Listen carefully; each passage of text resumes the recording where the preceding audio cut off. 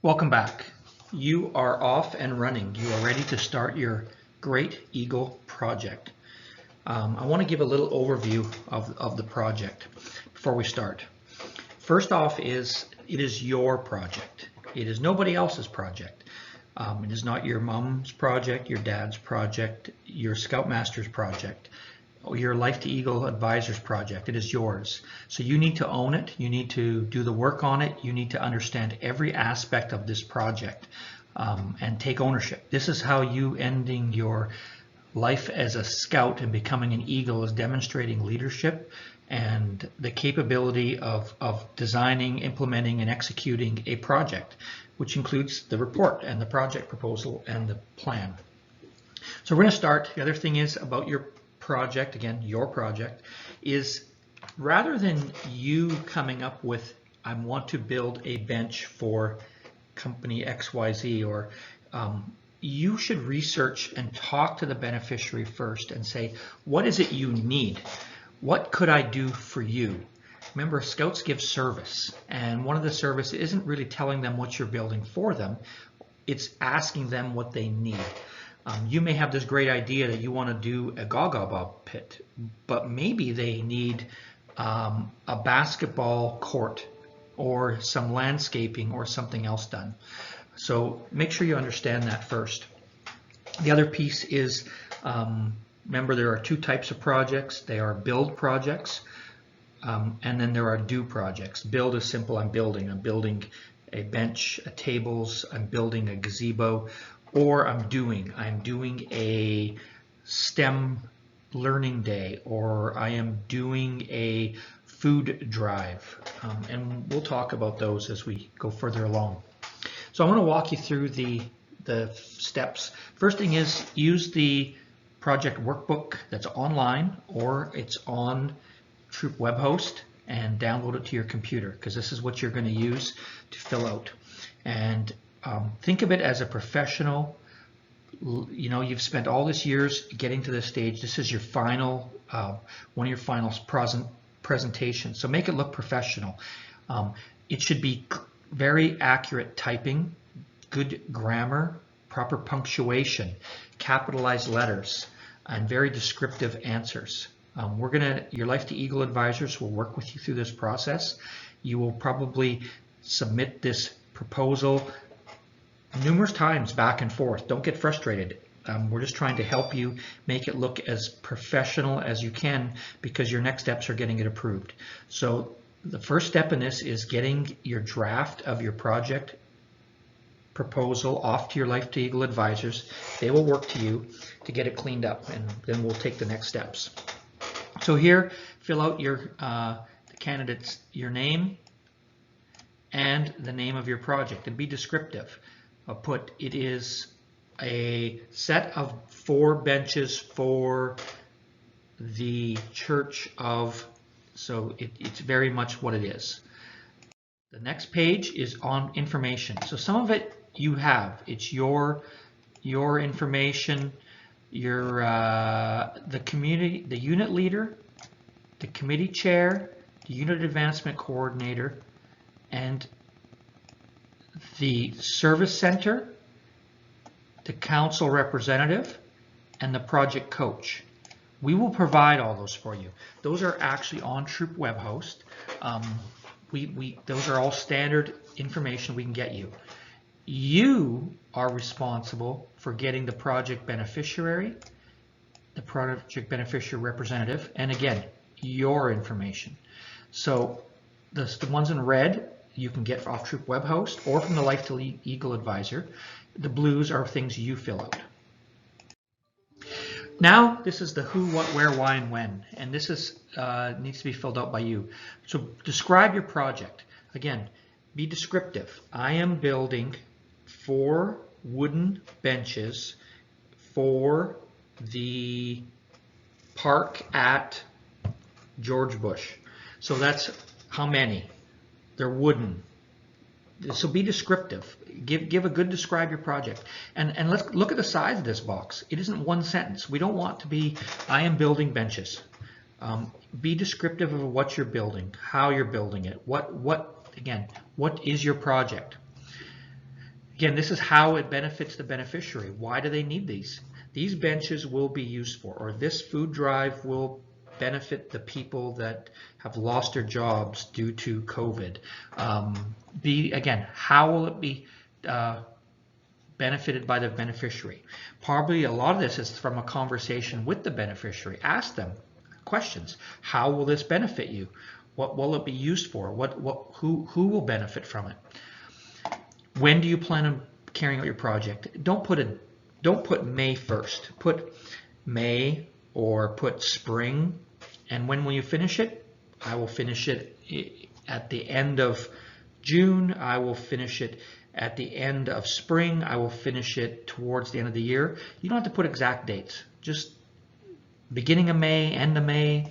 But don't say I'm going to start it on a specific date, because you don't know that yet. That's going to get into your plan. Giving leadership. How many people will need to help on this project?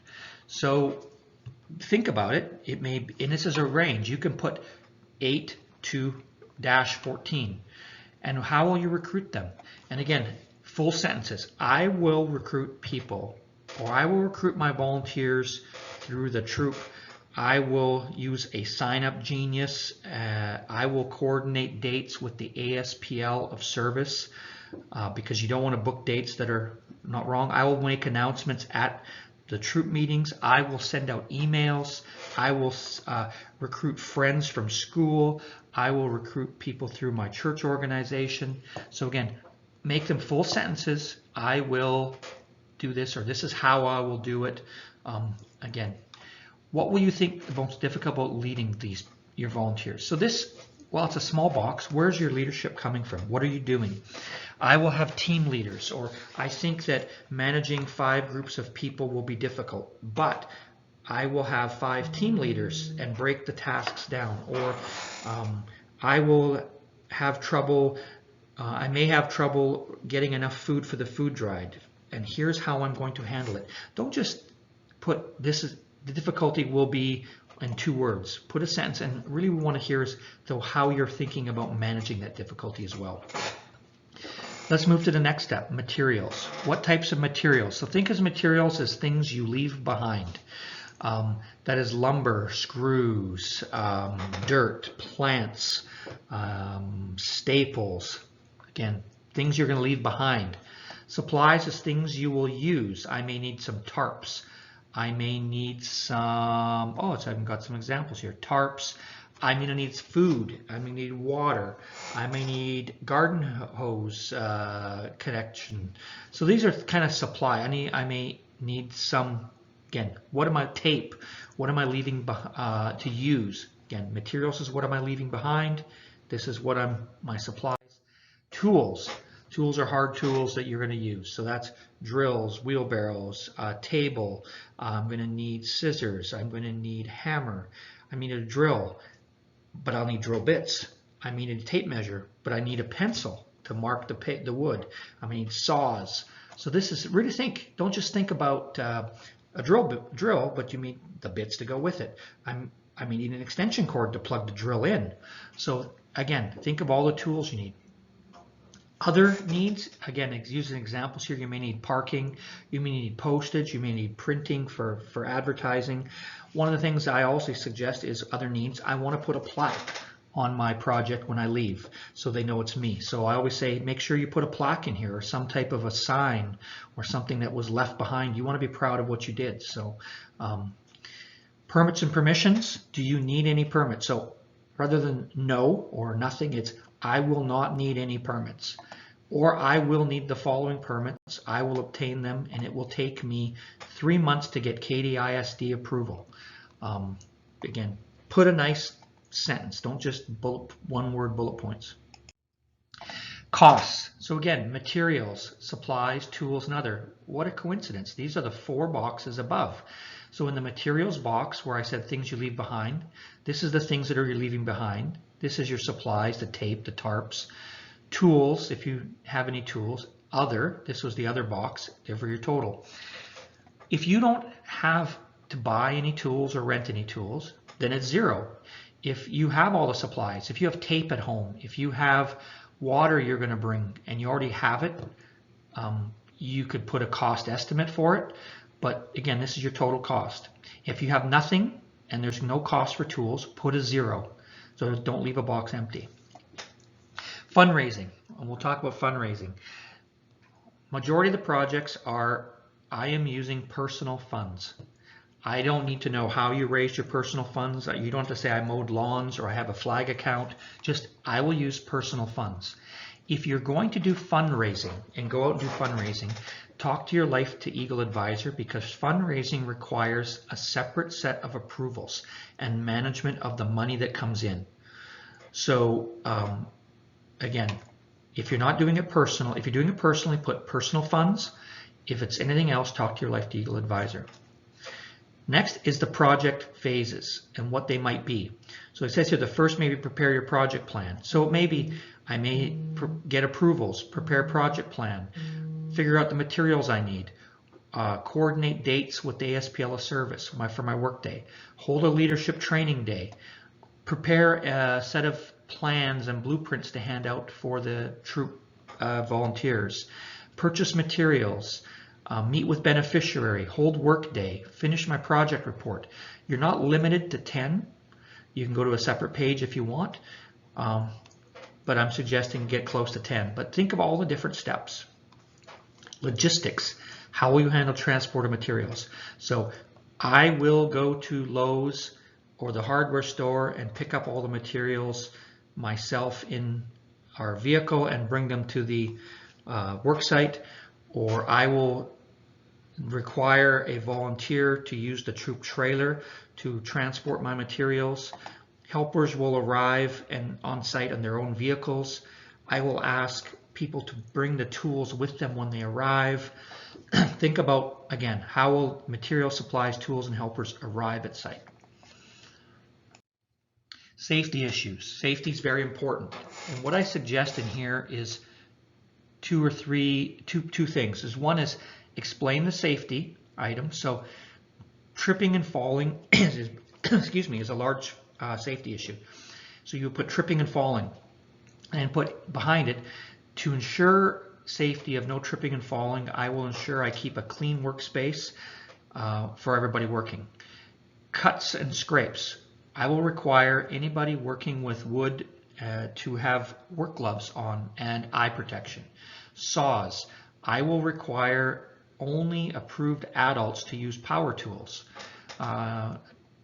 Dehydration. I will provide water. So it's again telling what the safety issue is and then putting behind it how you're going to handle that. And I'm going to have a safety meeting, or I will put somebody in charge of safety. I will have a cell phone handy to make sure we call anybody we need help, and I will have a first aid kit on site. Project planning. This is, again, you're going to go to the whole nother step, but what are you going to do for project planning? So I will research the plants I need for my garden, my butterfly garden. I will research the wood and draw a set of sketches, calculate the materials I need. I will do a cost estimate, or I will go to the hardware store and talk to the hardware department to see what materials are available and the costs. Or I will research things online. So tell me all the different things you're going to do to prepare for your project plan. I will meet with the beneficiary to meet with them to discuss specifics of my project. Lastly, sign it. So with this, you're going to go back and forth, present it to your Life to Eagle advisor. They will help you. They will talk to you through it. They will help with grammar. They will give you suggestions and say, hey, can you expand this area? What have you thought about this? They're really there to help you, because once this document is done and the Life to Eagle advisors are happy, you will then be instructed to go meet with the Scoutmaster and go get a meeting with the Scoutmaster to start getting his approval. I will tell you, do not go and purchase materials. Do not start any work until this has all been approved by the Scoutmaster, the committee, and the district. Don't start buying materials. Don't start setting up sign-up genuses until this is signed off. And have fun. This isn't overwhelming. It's not over daunting. You will get it done pretty quick. So this is, again, what a good project proposal will look like.